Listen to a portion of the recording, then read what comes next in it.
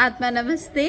आज हम बात कर रहे हैं रसगुल्ला क्वीन राजकुमारी बरड़िया से, जिन्होंने 16 साल की उम्र से बहुत सारे चैलेंजेस एक्सेप्ट किए हैं, बहुत सारे चैलेंजेस फेस किए हैं। 16 साल की उम्र में उनकी मदर की डेथ हो गई, उसके बावजूद भी उन्होंने अपने 3 भाइयों की परवरिश, एक बहन की परवरिश की है और खुद साथ साथ एमए की पढ़ाई जारी रखी।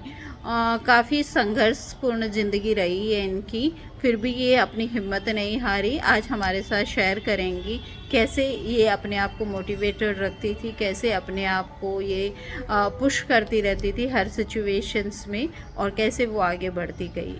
तो राजकुमारी जी, आप बताइए। आत्मा नमस्ते।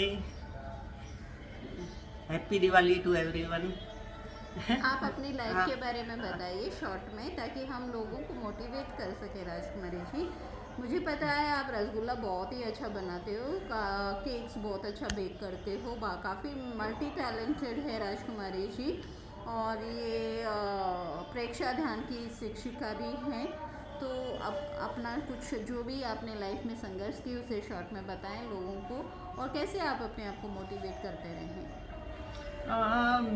मैं कहूँगी कि संघर्ष ही जीवन है। तो संघर्ष तो आते रहते हैं, जाते रहते हैं। ये हमारे ऊपर डिपेंड करता है कि हम उन चैलेंजेस को कैसे फेस करते हैं। तो मैंने इन चैलेंजेस को पॉजिटिवली फेस किया और हंसते मुस्कुराते अपनी लाइफ आगे चल रही है और डे बाय डे मैं प्रोग्रेस कर रही हूँ।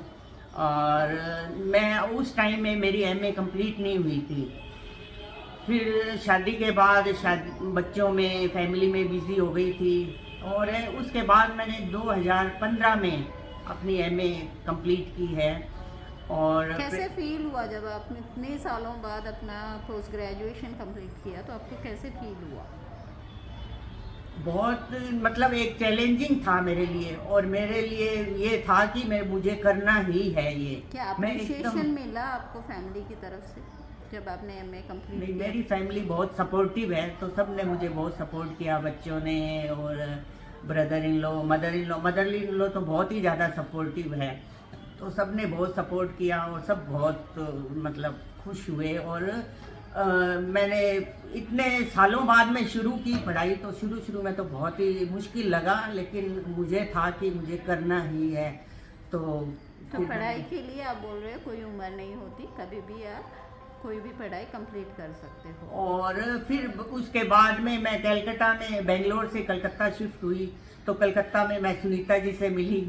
तो सुनीता जी की क्लास फर्स्ट टाइम मैं गई सुनीता जी के पास। तो इन्होंने मेरे को एक ही पहला सेंटेंस मेरे को आज भी याद है।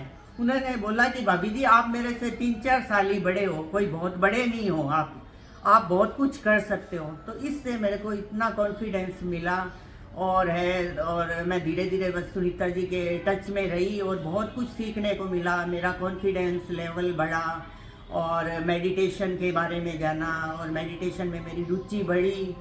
और उसके बाद साइंस ऑफ लिविंग में एमए किया, फिर प्रेक्षागान लेवल 1 किया। और है तो टाइम टाइम पे ये सुनीता मेरे को मोटिवेट करती रहती है।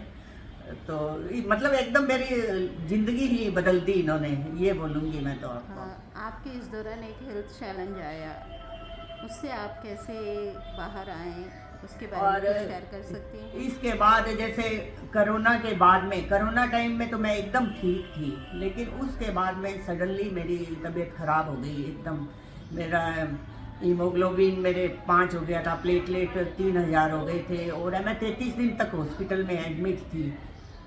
और मतलब मेरे ए प्लास्टिक एनीमिया डायग्नोस हुआ। लेकिन मुझे ये था कि मुझे ठीक होना ही है। और मैं अपनी विल पावर और अच्छे डॉक्टरों का सहयोग रहा, सब कुछ फैमिली का सपोर्ट रहा, सब कुछ रहा। और ये मेरा मेडिटेशन ग्रुप है एंजल्स ने, और सब ने मेरे लिए बहुत कुछ किया। और आज मैं आप सबके सामने हूँ। और है मेरे को कि मेरा वापस मुझे और ज़्यादा एक्टिव होके और ज़्यादा एनर्जी के साथ में अपना काम करना है। जैसे मैं बेकिंग, कुकिंग ये सब भी करती हूँ, तो मुझे वापस ये सब करना है। फिर मैं मेडिटेशन के लिए भी कुछ करना चाहती हूँ, प्रेक्षा ध्यान के लिए भी ये सब करना चाहती हूँ। तो बस मैं वापस अपनी एनर्जी हेल्थ के के साथ। इस पड़ाव में होते हुए भी आप इतने एक्टिव हैं, तो इसका राज बताएं। राज राज ये है कि हमेशा हंसते रहो और ओवर थिंकिंग मत करो। Stay be positive, think positive and keep smiling. और स्ट्रेस मत लो, स्ट्रेस फ्री रहो और मेडिटेशन करते रहें और बॉक्स ब्रीदिंग करते रहें, समताल श्वास प्रेक्षा करते रहें और ये सभी एक है कि अपना। आपने अपने लाइफ में ध्येय रखा, इसकी वजह से आप स्वस्थ हुए, ये मानते हो? हाँ एकदम। तो मतलब है कि किसी को अगर स्वस्थ होना है तो उसको एक बिगर पर्पस, बिगर गोल होना ज़रूरी है। हाँ एकदम पॉजिटिव रहना है और लोगों की बातों पे नहीं जाना है। आपको अपने विवेक से काम करना है।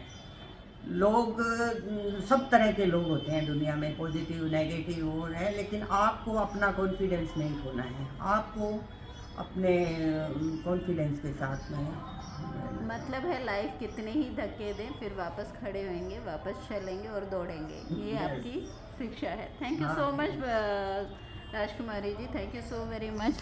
ये काफ़ी सिंपल लेडी हैं, जो भी इनको जानते हैं इनके बारे में समझते होंगे। ये एक मोटिवेशन है उन लोगों के लिए जो बीमार पड़े हैं, ये मोटिवेशन है उन लोगों के लिए जिनको सक्सेस नहीं मिला आज तक, ये मोटिवेशन है उन लोगों के लिए जो अभी भी जूझ रहे हैं ज़िंदगी में आगे बढ़ने के लिए, ये मोटिवेशन है उन लोगों के लिए जिनके पास कोई सपना नहीं है। तो सपना देखें, ज़िंदगी में आगे बढ़ें। Thank you so much Rajkumari ji, thank you everyone.